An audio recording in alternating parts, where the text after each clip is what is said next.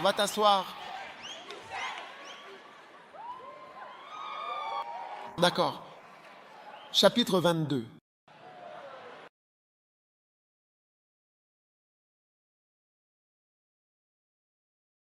Nous n'avons que quelques minutes, mais je vais partager quelque chose. Accueillez volontiers de nouvelles idées. Ésaïe 43, verset 19. 5 exemples de choses nouvelles que Dieu accomplit. Dieu se lance dans de nouveaux projets. Voici, je fais une chose nouvelle. Amen. Ésaïe 43, verset 19. Juste un petit point rapide. Lors du service précédent, j'ai mentionné qu'il n'y avait que 258 personnes de l'Église ici enregistrées. Mais on m'a dit ensuite qu'il y en avait beaucoup plus, presque 1000 personnes de l'Église ici. Donc c'est vrai, c'est un bon moment pour applaudir.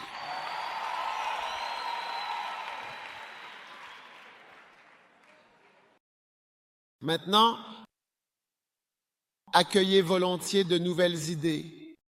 Premièrement, Dieu se lance dans de nouveaux projets. Il dit, je fais une chose nouvelle. Deuxièmement, Dieu donne de nouvelles langues. Il est écrit ici. Voici les signes qui accompagneront ceux qui croient. Ils parleront de nouvelles langues. Troisièmement, Dieu donne des instructions entièrement nouvelles à ses serviteurs. Un commandement nouveau, je vous le donne. Donc Dieu fait beaucoup de choses nouvelles. Amen. Quatrièmement, Dieu fait de nous des personnes entièrement nouvelles. Quand un homme est en Christ, il est une nouvelle créature. Et cinquièmement, Dieu établit de nouveaux accords. Il lance de nouveaux appels aux gens. Alors ne soyez pas opposés aux nouvelles idées. D'après mon expérience,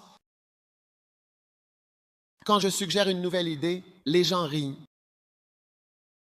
Et ils semblent me trouver étrange. Mais il est important d'adopter de nouvelles idées, certaines idées nouvelles. Amen. Alors soyons ouverts à ce qui est nouveau, à des choses que vous ne connaissez pas. Amen. Combien d'entre vous apprécient la musique d'Ida?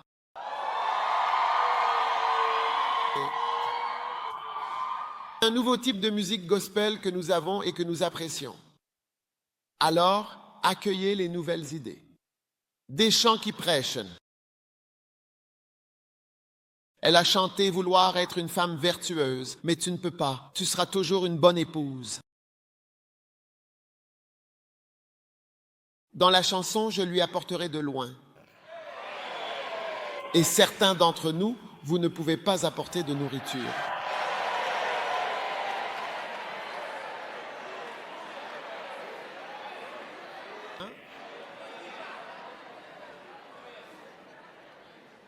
Alors, s'il vous plaît, accueillez les choses nouvelles. Dieu fait des choses nouvelles. Chapitre 23, valoriser les gens. Il est vraiment très important d'accorder de la valeur aux gens. Ne soyez pas quelqu'un... Au fait, tout cela se trouve dans le livre « L'art du leadership ». Je vous lis le livre. Je pourrais vous envoyer le livre par mail si vous le souhaitez. Valoriser les gens. Ruth valait plus que 7 fils. Les gens ont donc des valeurs différentes. Ruth 4, 15.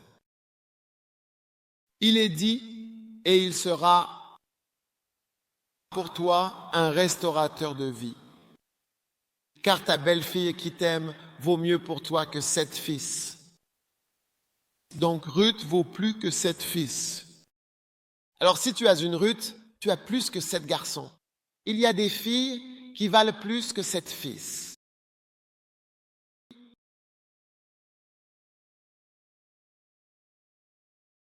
Il y a des filles qui valent plus que 7 fils.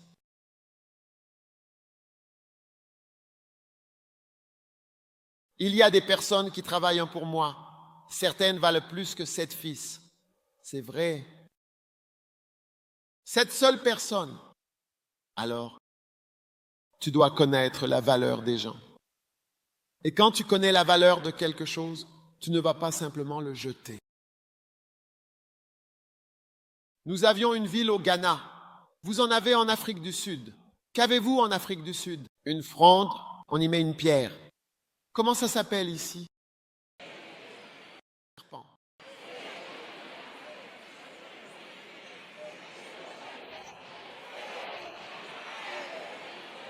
Trois. 3, K. D'accord? K3.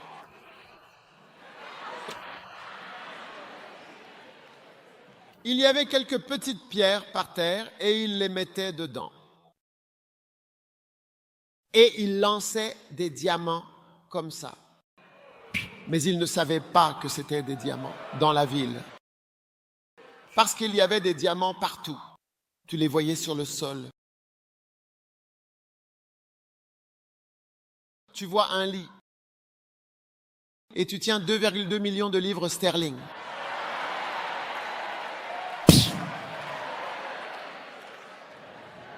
Pourquoi? Parce que tu ne connais pas la valeur de ce que t'es jeté. Alors fais attention. Éliminer quelqu'un dans ta vie et dans ton ministère peut transformer tout ton ministère. William Abraham, un prophète, avait un homme appelé Lord Lindsay qui l'aidait à organiser son ministère prophétique. Lui, en tant que prophète, tu sais, les prophètes ont tendance à être plus orientés vers l'esprit. Donc, ils ne sont pas très portés sur l'organisation. Mais Lord Lindsay, lui, s'occupait de l'organisation et faisait tout pour lui. Mais à un moment donné, il y a eu quelque chose et ils se sont séparés. Lindsay est parti. Et Abraham a continué à partir de là. Son ministère a changé. Quand Abraham est mort, il était endetté. Il devait des dizaines de milliers. Et quelqu'un qui n'aime pas l'argent ne veut pas de toi si tu veux voir un prophète qui n'est pas intéressé par l'argent. Abraham, Guillaume, Abraham. Mais au moment de sa mort, il avait tellement de problèmes. Tout son ministère a changé quand il s'est déconnecté de Dieu en Lindsay. Alors tu dois connaître la valeur des gens. Et tu laisses une personne importante sortir de ta vie. C'est comme si plus de 7 enfants étaient partis. D'accord? Alors Ruth valait plus que 7 enfants. Il y a des gens, je vous le dis, pourquoi Dieu dirait-il de valoriser les gens? Parce que tu ne connais peut-être pas leur vraie valeur. Certaines personnes ne valorisent que les hommes d'affaires qui arrivent en Range Rover et en voiture de luxe. Ils disent « Oh, cet homme est important ». Il y a des gens qui n'ont rien mais qui sont importants. Donc, important de valoriser Ruth n'avait rien. L'homme a dit « Voici ta fille, elle vaut plus que le service, pas sa fille bio. Il y a des personnes qui ne sont pas ta fille bio, mais qui valent plus que ça. » Deuxièmement, Elkana, le mari de Haman, valait certainement plus que 10 enfants. Puis 1 Samuel 1,8. Alors le mari d'Anne, Elkana, lui dit « Anne, pourquoi pleures-tu? Ne manges-tu pas? Ton cœur est-il attristé? Ne suis-je pas pour toi meilleur que 10 fils? » Il y a donc des maris qui valent plus que 10 fils.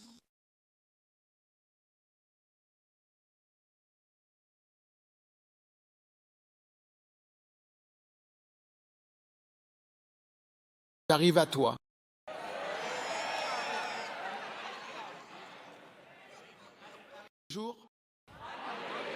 Je ne sais pas ce qui s'est passé, mais quelque chose m'est venu à l'esprit. J'étais avec des gens en Corée. Je les ai appelés et je leur ai dit, je poserai une question et je veux que vous répondiez. Voulez-vous que je vous dise la question que je leur ai posée? Je leur ai demandé, j'ai dit, si quelqu'un doit mourir dans votre famille, c'était toutes des femmes mariées. Si quelqu'un dans votre famille devait mourir, qui désigneriez-vous? Votre mari ou votre enfant?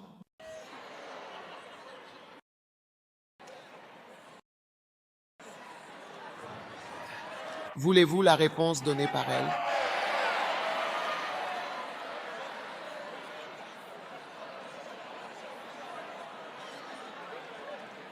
Certains maris ont été choqués d'avoir été désignés. Tu meurs.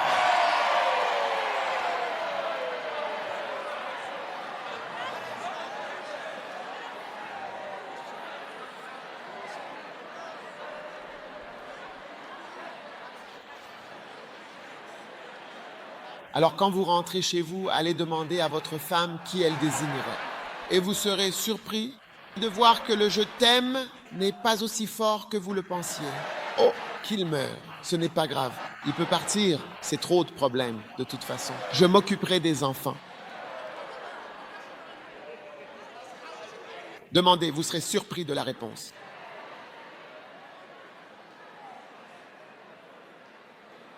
Il y a donc des maris qui valent bien certainement plus que 10 fils. Numéro 3. David valait plus que 10 000 Israélites ordinaires. 2 Samuel chapitre 18, verset 3. Mais le peuple répondit et dit, 2 Samuel 18, verset 3, « Tu ne sortiras pas, car si nous fuyons, ils ne s'en soucieront pas. Et même si la moitié d'entre nous meurt, ils ne s'en soucient pas. Mais maintenant, tu vaux 10 000 d'entre nous. C'est pourquoi il vaut mieux que tu nous soutiennes depuis la ville. » Il y a des personnes qui valent plus que 10 000 autres.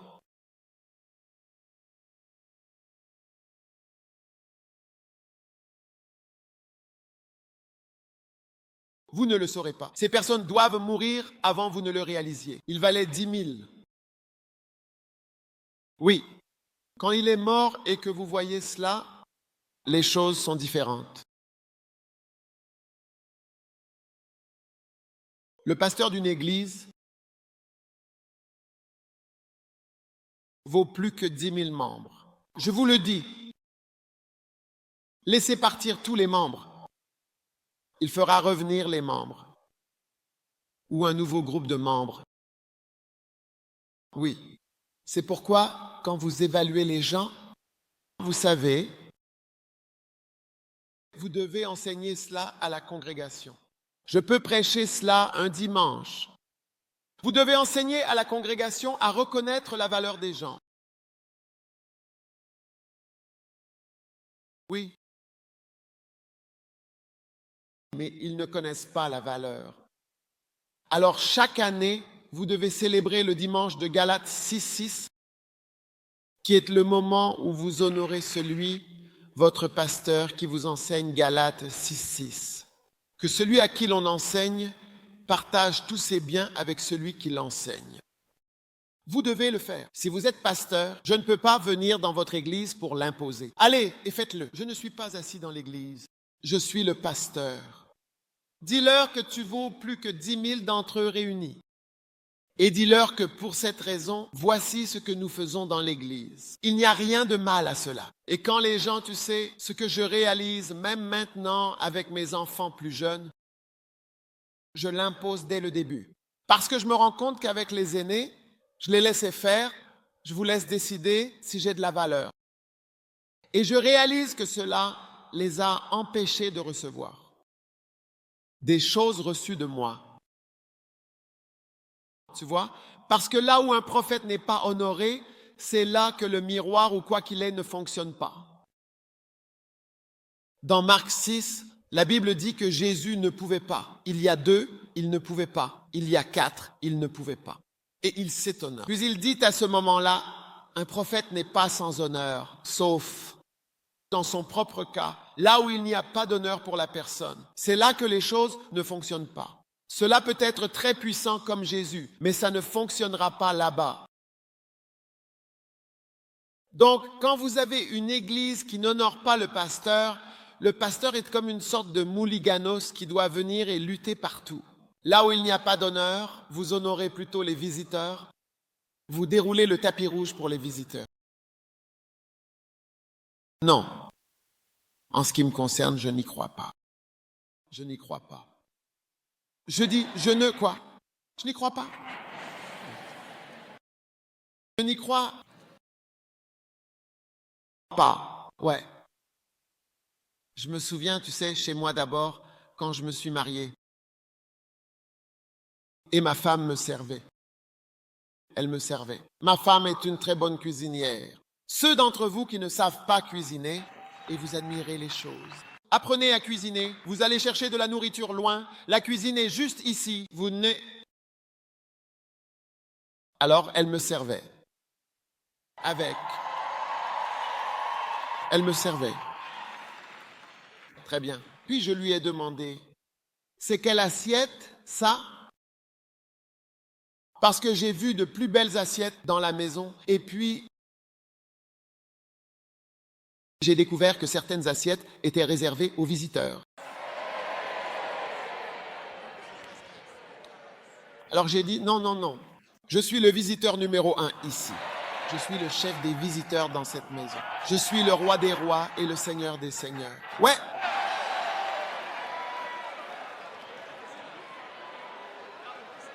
Je veux la meilleure assiette de cette maison. Et le meilleur verre de cette maison. La meilleure tasse de cette maison.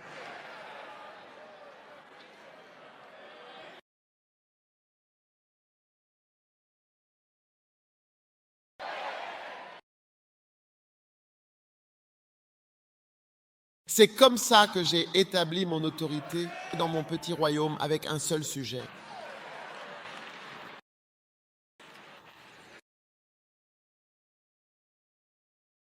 Oui. Oui.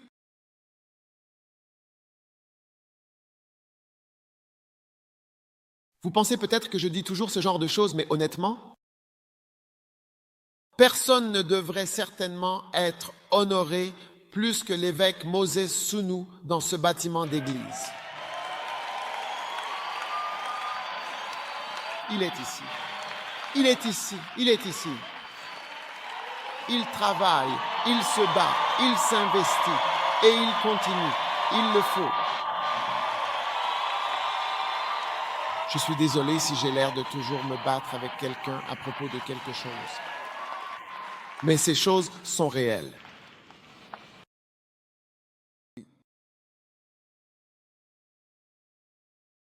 Oui, donc ce n'est pas juste une question d'applaudir et de crier. Non. Vous voyez, quand un être humain était sur le point d'être arrêté, il ne savait pas que c'était lui. Alors Haman, ils ont demandé à Haman, que doit-on faire pour quelqu'un que le roi veut honorer? Ils ont demandé à Haman, que devrait-on faire pour quelqu'un que le roi veut honorer? Et Haman sait que c'était pour lui. Oui.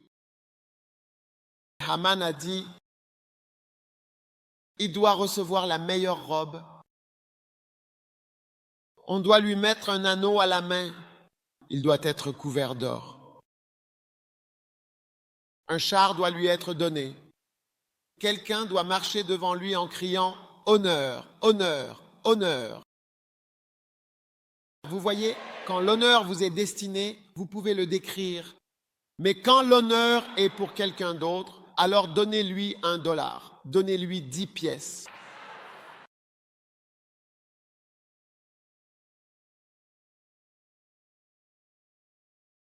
Bon, oui, remettez-le là-bas. Je l'attendais. Le roi a dit, quel honneur. Oui, non, rien n'a été fait pour lui. Alors il lui demanda, que doit-on faire pour quelqu'un que le roi, et il dit, pour celui que le roi prend plaisir à honorer. Que doit-on faire pour l'homme que le roi veut honorer? Devrait-on? Devons-nous? Alors, Haman dit dans le verset suivant qu'un vêtement royal que le roi lui-même a l'habitude de porter soit mis sur lui. C'est ainsi qu'on honore les gens, vous voyez. Les gens savent comment honorer. Et le cheval que le roi monte, cet homme devrait le monter. Et la couronne royale qui est posée sur sa tête. et que ce vêtement et ce cheval soient remis à l'un des nobles prêtres du roi, afin qu'il revête l'homme que le roi prend plaisir à honorer, et qu'il le fasse défiler à cheval dans la rue en proclamant devant lui: voilà ce qui sera fait à l'homme que le roi prend plaisir à honorer. Vous savez comment honorer? Vous avez découvert.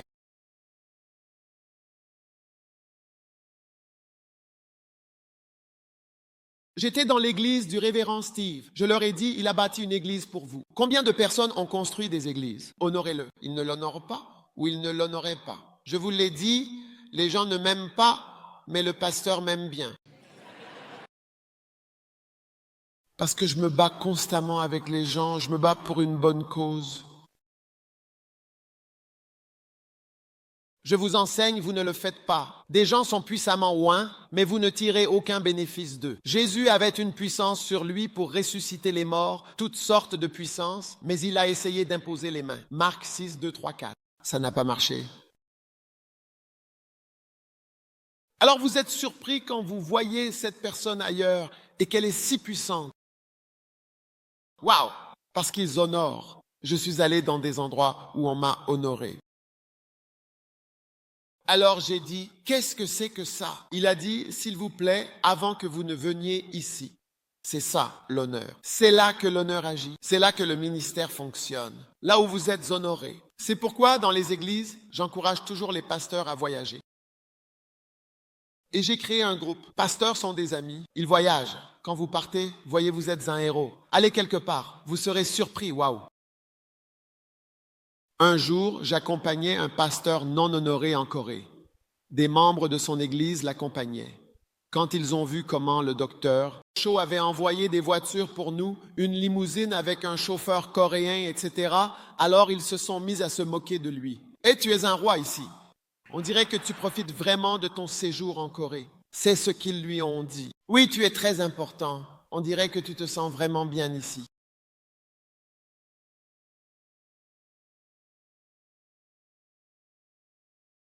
Merci. Bon, enfin bref, continuons. Dis à quelqu'un, valorise les gens. Oui, je veux dire que je ne suis pas très porté sur les funérailles. Je ne suis pas trop dans l'hommage. Quand tu meurs, on t'honore et tout, mais si tu as quelque chose à faire, fais-le pendant que la personne est encore là. Oui, un jour je prenais l'avion d'Amsterdam à Accra. J'étais en classe affaires. Il n'y avait pas beaucoup de monde. J'étais avec des gens et il y avait un passager inhabituel dans l'un des sièges. Voulez-vous dire qui était cette personne étrange? Un très grand bouquet de fleurs était attaché avec une ceinture de sécurité dans l'un des sièges, tellement grand qu'il avait son propre siège en classe affaires. Alors je me demandais, c'est quoi ce grand bouquet, cet énorme bouquet de fleurs? C'était un homme dont la mère ou le père était décédé et il voyageait avec ces grandes fleurs. En classe affaires, les fleurs étaient là, mais l'homme lui-même était en classe économique. Il n'y avait nulle part dans tout l'avion pour mettre ses fleurs. Et les hôtesses de l'air étaient tellement impressionnées par les fleurs qu'elles sont venues les attacher avec la ceinture de sécurité. Cette personne peut voir ses fleurs? Tu te tiens au bord de la tombe, tu y poses les fleurs, puis vous partez tous. C'est fini. Si tu as quelque chose à faire, fais-le. Maintenant. Amen. Wow. Maintenant. Chapitre 25. Regarde en avant. Prépare-toi pour l'avenir. Numéro 1, 3 choses qu'un leader doit anticiper. Numéro 1, le mal.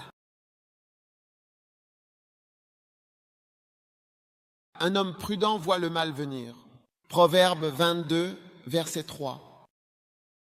Un homme prudent, et il prévoit le mal et se cache. Il faut être prêt à voir le mal qui arrive. Il y a beaucoup de choses mauvaises en chemin. Ne te blâme pas en disant « Oh, je ne veux pas prophétiser », mais il vaut mieux te préparer afin que, s'il se passe quelque chose, tu sois prêt. Parce que tu vois, ce qui te fait être vaincu, c'est la surprise. La surprise est l'élément qui, lorsque deux personnes se battent et sont presque de force égale, donne l'avantage à l'un grâce à l'effet de surprise. Tu ne seras plus jamais surpris. Au nom de Jésus. Deuxièmement, vois la croissance future. La croissance, tu es pierre, et sur cette pierre, je bâtirai mon église. Il va y avoir de la croissance. Et je veux te dire que si tu ne veux pas faire partie de la croissance qui arrive, alors je veux que tu le saches. Dieu va élever quelqu'un d'autre pour profiter de cette croissance dans l'église. Vas-tu permettre à quelqu'un de venir prendre ta place? Ne pense pas aussi loin. Et numéro 3, vois les changements à venir. Amen. Chapitre 26. Apprends toujours de nouvelles choses. Comme sois toujours en train d'apprendre quelque chose de nouveau. Quand je dis apprendre, apprends. Apprends comme si tu étais réellement en train d'apprendre une chose nouvelle. Amen.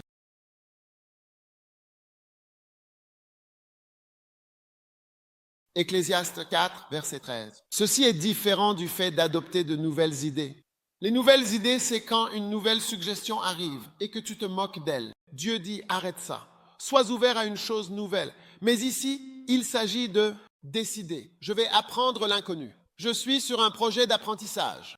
En ce moment, je suis sur un grand projet. Certaines des personnes qui sont avec moi, nous sommes sur un grand projet. Je me dis, je ne l'ai jamais fait auparavant dans le ministère. Ça va changer tout ce que je fais. Donc, je suis sur un projet majeur, un apprentissage majeur. Nous sommes en train d'apprendre quelque chose de totalement nouveau que nous n'avons jamais fait auparavant. Et si ça fonctionne et que nous arrivons à l'apprendre, mon ministère ira très loin, là où il ne pouvait pas aller auparavant. Je ne vous le dirai pas. Tu veux que je te dise quoi faire et je n'ai aucune intention de te dire de quoi je parle. Mais ce que je dis, c'est que tu dois vraiment avoir. D'accord, maintenant, j'apprends comment prêcher. J'apprends comment organiser une conférence. J'apprends comment avoir un ministère télévisé. J'apprends comment faire grandir l'Église. J'apprends même comment suivre quelqu'un. Parfois, je ne sais même pas comment suivre et dire « je te suis ». En réalité, je ne suis pas vraiment. J'apprends quelque chose de nouveau. C'est tellement nouveau pour moi que j'ai du mal. Si ce n'est pas le cas pour toi, si tu vois cela, tu es stagné.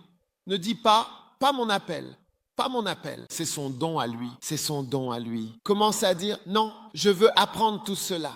Et humilie-toi et dis, nous ne savons pas ou je ne sais pas. Et je veux simplement l'apprendre pour pouvoir le faire.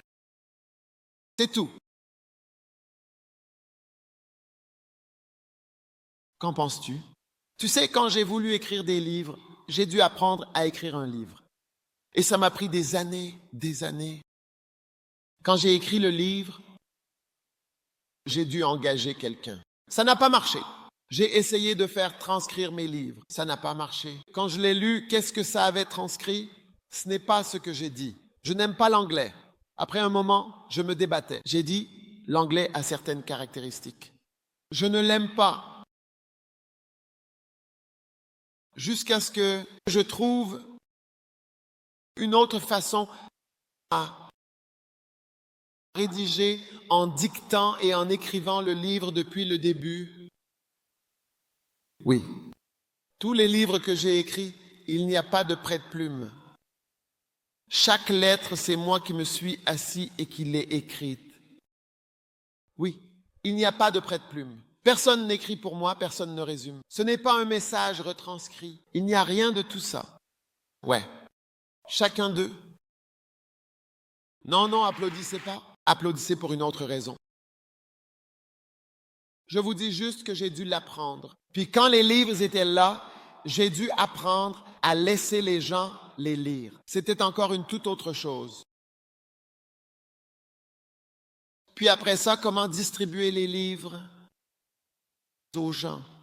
Les gens lisent maintenant les livres de différentes manières. C'est une autre manière.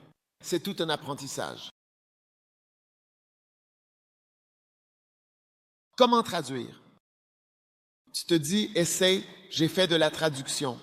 Je me souviens avoir traduit plusieurs livres en espagnol. Puis quelqu'un est venu, quelqu'un qui parlait espagnol. La personne regarde et dit, ce n'est pas bon, tu ne peux pas l'utiliser. J'ai traduit tous les livres, certains livres, en français. Puis si de vrais Français arrivaient, ils regardaient et disaient, non, non, non. Puis j'ai appris qu'on ne le fait pas. Si quelqu'un parle deux langues, on traduit toujours vers la langue maternelle de la personne. Donc si tu ne traduis pas vers une langue que tu as apprise, je ne sais pas si tu comprends. Disons que je viens ici et que j'apprends à parler le zoulou. Je parle très bien le zoulou. Je n'ai pas le droit de traduire en zoulou. De l'anglais au zoulou, non, je ne peux pas. Je dois traduire le zoulou en anglais car ma langue maternelle est l'anglais. C'est la règle. J'ai dépensé des milliers de dollars pour apprendre cela. Ceux qui ne sont pas censés traduire diront « on peut le faire, on va le faire », ils vous facturent 10 000 dollars. Ils collectent tout l'argent et ils viennent. Quand les pros arrivent et disent vraiment «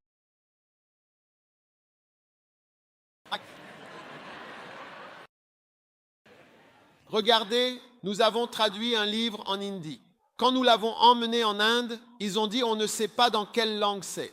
Je veux dire, ils ne connaissent pas la langue dans laquelle nous avons traduit.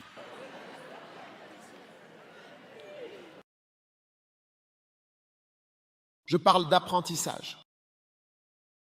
Apprendre. Avoir un livre et un ministère du livre, ce n'est pas une petite chose. C'est une courbe comme ça. Oui. Si vous m'invitez à une foire du livre en Amérique, je n'irai pas.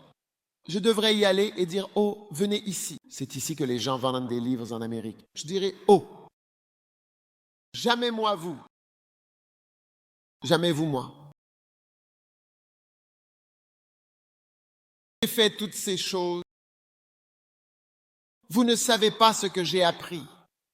J'essaie juste de vous dire que dans tout ce qui est fait, il y a de l'apprentissage. Et en ce moment, j'apprends quelque chose de tout à fait nouveau. Je prie à ce sujet chaque jour. Chaque nuit, je prie. Chaque nuit. 4 signes, vous apprenez de nouvelles choses. Numéro 1. Le premier signe que vous n'apprenez pas, je devrais dire, quand vous n'avez aucune nouvelle idée à mettre en œuvre, cela montre que vous n'apprenez rien de nouveau. Il n'y a rien de nouveau que vous faites. Numéro 2, quand vous ne lisez pas beaucoup. Quiconque ne lit pas beaucoup n'a probablement rien à apporter. Numéro 3, quand il n'y a pas de pression dans votre vie. Vous voyez, il n'y a plus de pression. Quand ils sont sous pression, et numéro 4, quand personne ne vous critique, si vous êtes en phase d'apprentissage, les gens vous critiqueront, essayant de vous arrêter dans ce que vous faites.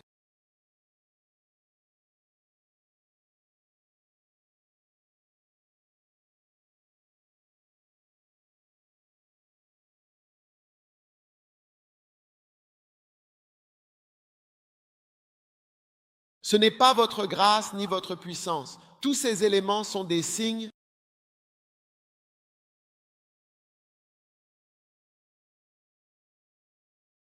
Quand j'ai commencé les croisades, j'étais sous pression. Miracle, croisade, voyage, du nouveau. Ce n'est pas rien. Vous savez, vous qui prêchez le sermon du dimanche, dimanche après dimanche, quand je pense à prêcher le dimanche, le sermon du dimanche, prêché pendant 40 minutes, ça me paraît tellement facile. Debout du matin au soir, parler, parler, parler, parler. C'est tellement plus facile. Quand la personne dit « nous n'autorisons que 30 minutes pour prêcher », oh, c'est tellement simple. Parce que 30 minutes, je peux prêcher pendant 10 heures. Ou bien vous ne savez pas que je peux prêcher pendant 10 heures. Oui?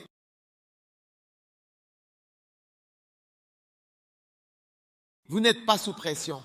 Cela montre que vous n'apprenez rien de neuf.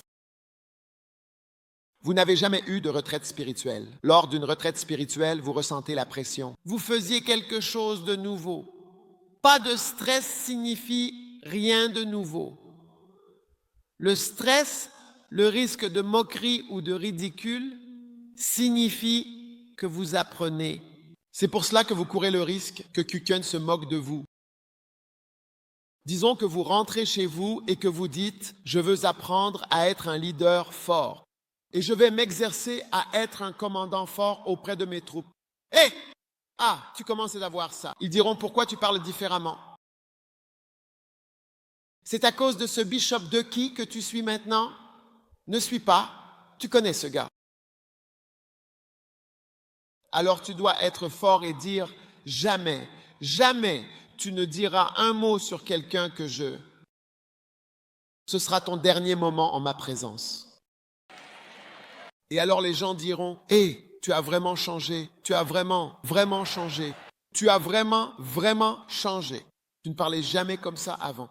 Hé! »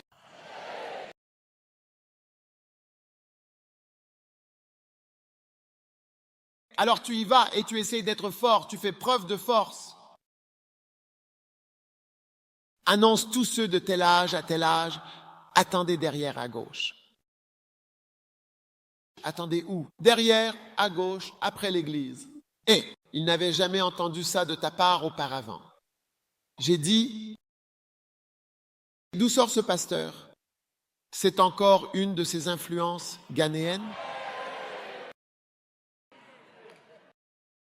Et puis tu appelles la personne. Je t'entends dire quelque chose en ghanéen. Écoute, laisse-moi clarifier quelque chose.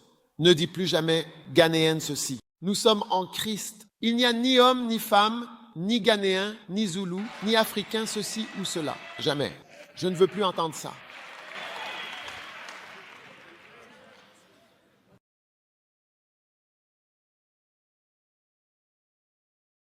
Wow. Et les gens diront, ouais, tu commences à ressentir la tension entre les différents sujets. Et tu vois certaines personnes qui ont décidé de te combattre ou de partir. Si tu vas te comporter comme ça, on t'a connu autrement. Nous avons rejoint cette église. Ta nature douce nous a attirés. Ton caractère pastoral nous a attirés. Ton attitude spirituelle nous a attirés. C'est ta nature de berger qui nous a attirés. C'est ton esprit calme qui nous a attirés. Mais maintenant, nous ressentons quelque chose de différent. Tu as changé, pasteur. Et tu dis à la personne, ce n'est que le début des changements. Début des changements.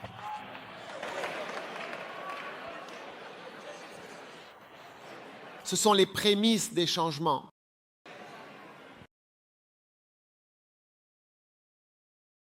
Alors ils vont repartir, nous avons perdu notre pasteur. Notre pasteur a perdu la tête. Et tu réponds en disant, je suis perdu en Christ. La personne dira, tu as une réponse à tout? Dis, oui, j'ai une réponse à tout. J'y ai réfléchi.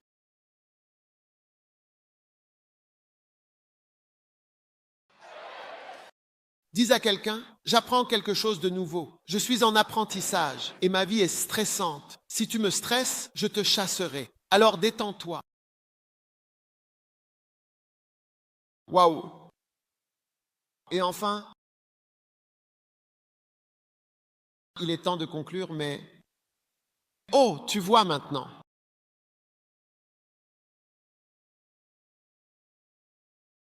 Prépare-toi pour un combat. Chapitre 28. Josué, chapitre 11, verset 18. Et Josué fit la guerre pendant longtemps, avec toutes ces choses, avec tous ces rois. Et il n'y eut aucune ville qui fit la paix avec les enfants d'Israël, sauf les Éviens, habitants de Gabaon. Toutes les autres furent prises par la guerre.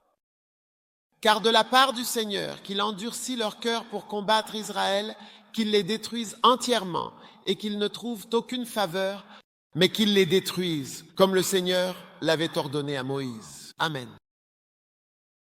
Préparez-vous à un long combat. Combien sont prêts pour un long combat? Oui, je suis content de cela.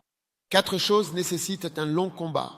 Numéro 1, bâtir une église, une grande église, demande un long combat. Il n'y a pas de très jeune pasteur à la tête d'une grande église. Il est là depuis un certain temps, à moins qu'il ne l'ait simplement hérité. Numéro 2. Travailler dans l'amour demande un long combat. Combien savent qu'il y a beaucoup de choses qui vous piqueront en chemin dans toutes vos relations et dans votre marche dans l'amour? Oui.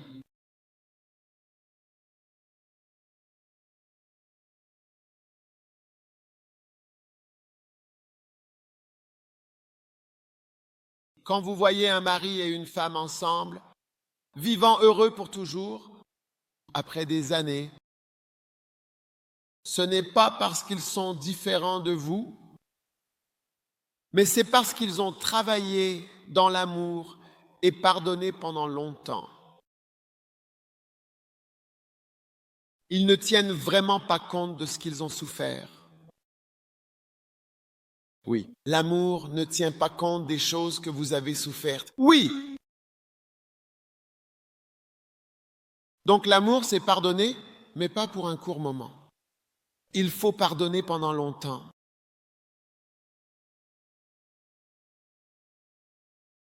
Aujourd'hui, beaucoup de couples aiment présenter ce qu'on appelle comme l'image parfaite. Mari et femme posent ensemble.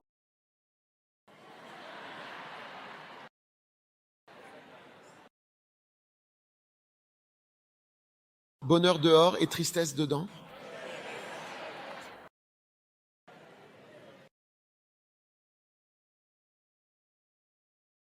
Et ils vont se tenir comme ça. Je connais un couple qui adore s'embrasser en public et prendre des photos. Mais à la maison, même le bras ne repose pas. Le bras ne touche même pas. Le bras droit et l'autre bras, comme s'ils avaient la lèpre. Celui-ci est séparé par la lèpre. Mais quand ils sortent, ils...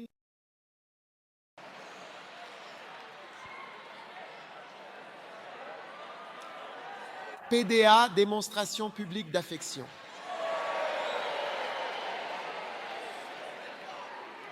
PDA. Vous voulez une démonstration publique ou une démonstration réelle?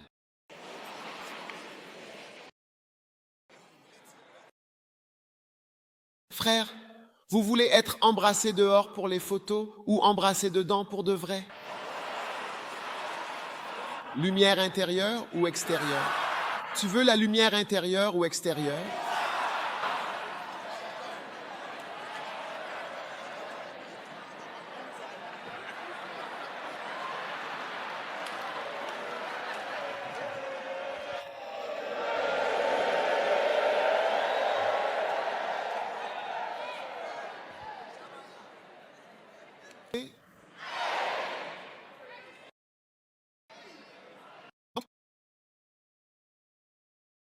Intérieur. Donc cela dit, Josué fit la guerre pendant longtemps, il a donc combattu longtemps, et le Seigneur a endurci le cœur. Les cœurs étaient endurcis, ils n'ont jamais signé d'accord. Arrêtons de nous battre. C'était la volonté du Seigneur qu'ils endurcissent leur cœur. Donc parfois, certaines choses contre lesquelles tu te bats, Dieu les a endurcies pour qu'elles ne changent jamais. Es-tu prêt pour un long combat? Maintenant, 2 choses. Je vais te donner 4 choses qui impliquent un long combat. Numéro 1, long combat pour la croissance de l'Église, le travail de l'Église. Numéro 2, long combat pour marcher dans l'amour. Numéro 3, long combat pour marcher dans la sainteté et les tentations. Maintenant, Abraham avait 99 ans. Dans Genèse, je crois, chapitre 22, la Bible dit « Et le Seigneur mit Abraham à l'épreuve ». Quelqu'un qui a 99 ans, on pensait que les tentations étaient terminées dans la vingtaine. Regarde ça. Il arriva après ces choses que Dieu mit Abraham à l'épreuve. Et là, il devait avoir 100 ans et quelques. Des tentations. Il aurait pu penser qu'il était prêt à mourir. Mais non, il n'était pas prêt à mourir. Il était prêt pour des tentations.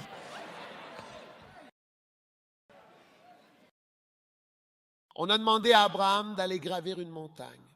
Il a gravi la montagne pendant 3 jours. Escalade en montagne. Je ne sais pas pour les filles sud-africaines si elles aiment grimper des montagnes juste pour le plaisir. Est-ce qu'elles aiment grimper? Les filles sud-africaines, les filles ghanéennes n'aiment pas ce genre de choses. Elles n'aiment pas se promener dans les montagnes, grimper ici et là. Non, non, non, non. Abraham a été envoyé pour grimper et il a marché pendant 3 jours. 3 jours. À grimper des montagnes avec du bois. Dieu était en train de l'éprouver et de le tenter. Donc, pour nous qui ressentons cela maintenant, j'ai 43 ans. Les tentations sont là, n'est pas faux.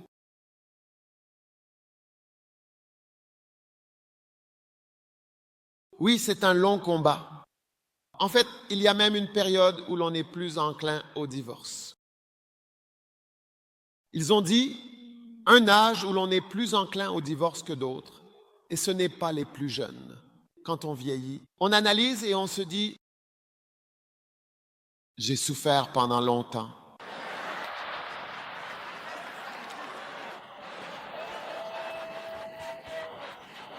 On se dit « Qu'est-ce que c'est que ça? Ce n'est pas nécessaire. Pourquoi ai-je souffert aussi longtemps? »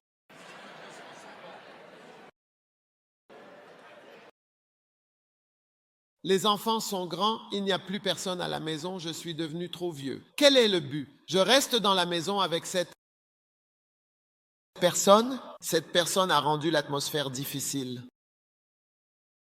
Quand cette personne ne dit même pas bonjour, c'est...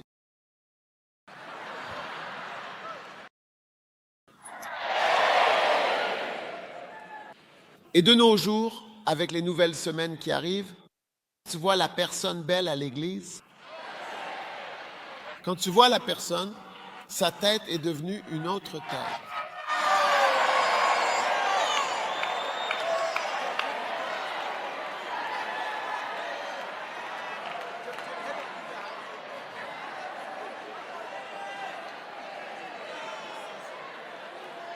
Lumière extérieure, pas de lumière intérieure. Gloire extérieure, mais pas de gloire intérieure. Alors après 20 ans, certaines personnes regardent et se disent « Moi vraiment, quel est mon problème? Comment est-ce que je traverse tout ça ?» Donc la sainteté et la tentation ne concernent pas seulement les gens dans la vingtaine. Et Dieu a bel et bien tenté Abraham, 99 ans et plus. Alors demande à ton voisin, au fait, quel âge as-tu? As-tu déjà 89 ans? As-tu déjà 99 ans? Et dis à la personne, prépare-toi à affronter des tentations pour survivre. Tu n'as pas 99 ans. Tu dois surmonter tes tentations.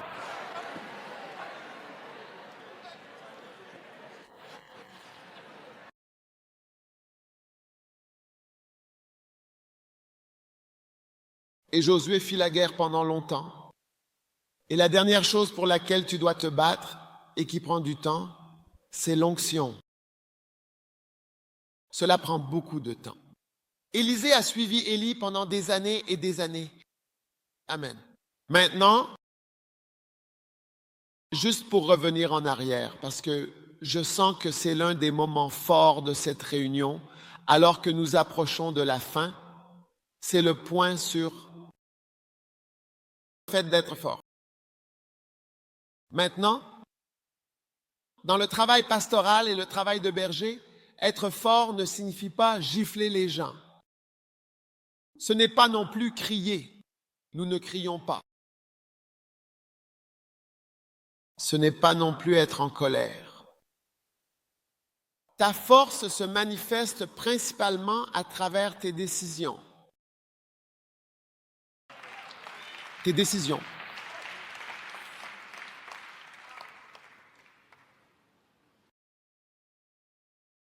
Donc, lorsque le président de Manille a pris la décision que si tu as 18 ans et que tu es dehors après 22 heures, tu seras arrêté, cela demande de la force. Parce que dans combien de pays, à 18 ans, doit-on être à l'intérieur? Ce sont eux qui sortent. Et ensuite dire que si tu es trouvé dehors. Alors les parents, des gens dignes dans leur maison. Vous venez chez nous parce que mon fils est dehors. Tu peux imaginer? Donc, tes décisions, celles auxquelles tu tiens fermement, sont la révélation de ta force. Alléluia. Elles sont quoi? La révélation de ta force en tant que leader. Alors, sois décisif. Prends des décisions dures et fermes. Mais avant de prendre une décision, réfléchis-y. Parce que ta décision sera mise à l'épreuve. Tout le monde aura son opinion sur ta décision. Et puis, c'est tout. Amen. Même le mariage, quand tu dis « je vais épouser cette personne », les gens viendront te dire « ah, pourquoi ?» Quand j'ai voulu épouser ma femme, je crois qu'elle avait une sœur. La sœur a dit « quoi qu'il en soit ».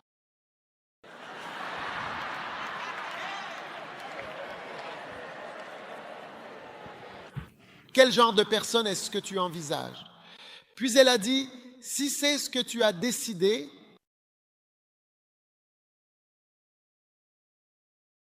alors la décision que tu prends, les gens vont réagir à propos de cette décision. Et cela va, cela va, cela va, cela va, cela va. Mets ta force à l'épreuve, lève-toi.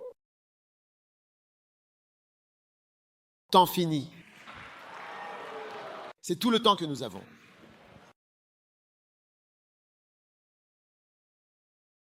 Encore une fois.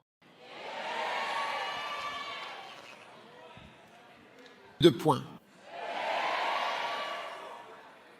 On m'a dit que tu allais quelque part.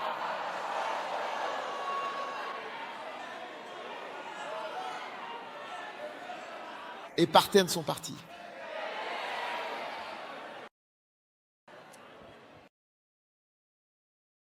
Prions.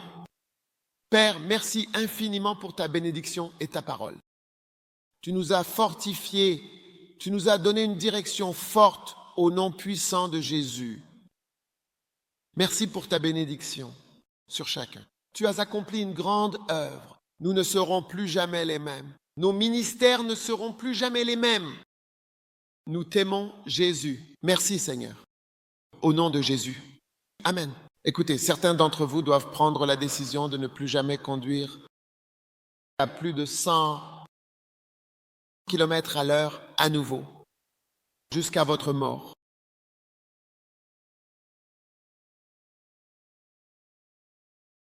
C'est peut-être une prophétie chute, écoutez, je ne plaisante pas.